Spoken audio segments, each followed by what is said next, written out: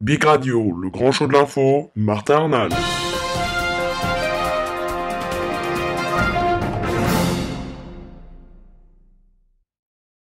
Bonjour à tous et bienvenue, merci d'être avec nous, c'est parti pour le grand show de l'info, l'édition du mercredi 29 mai 2013. Aujourd'hui nous parlons de Redouane Faïd, les coulisses d'une cavale. Et oui, Redouane Faïd a été cueilli en plein sommeil, peu avant 3h du matin. Au beau milieu de la nuit, les hommes de la brigade nationale de recherche des fugitifs, appuyés par leurs collègues de l'anti-gang, ont encerclé l'hôtel de Ponto-Combo dans la Seine-et-Marne avant de passer à l'action.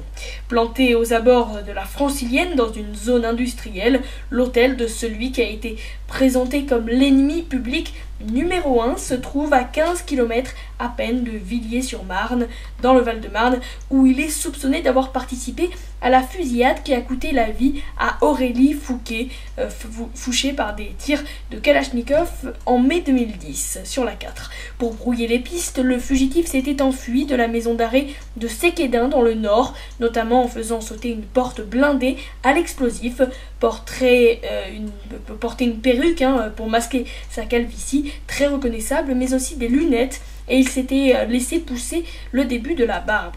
Recherché depuis 6 semaines, il était en mode survie, observe un responsable de l'enquête. Il savait que toutes les polices de France et de Navarre qui se respectent étaient à ses trousses, que des indices pouvaient le balancer à tout moment, qu'ils étaient susceptibles d'être reconnus par des chauffeurs de taxi, un hôtelier ou un passant, ou encore qu'il pouvait être trahi par un imprudent coup de fil. Une source proche du dossier précise que sans que la police ne le confirme, qu'il n'aurait justement pas été repéré en région parisienne après avoir téléphoné à un proche.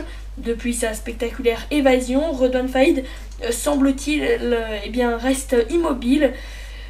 Il ne change pas beaucoup de planque, à l'évidence. Il a quand même un petit peu circulé pendant ces 6 semaines, a déclaré Manuel Valls. Depuis le début de l'affaire, nous disposons de multiples tuyaux, le signalant dans le monde entier, confie-t-on à la DCPJ. On nous disait l'avoir vu aux Philippines, en Algérie, au Maroc, en Belgique et même en France, dans la région de Bordeaux.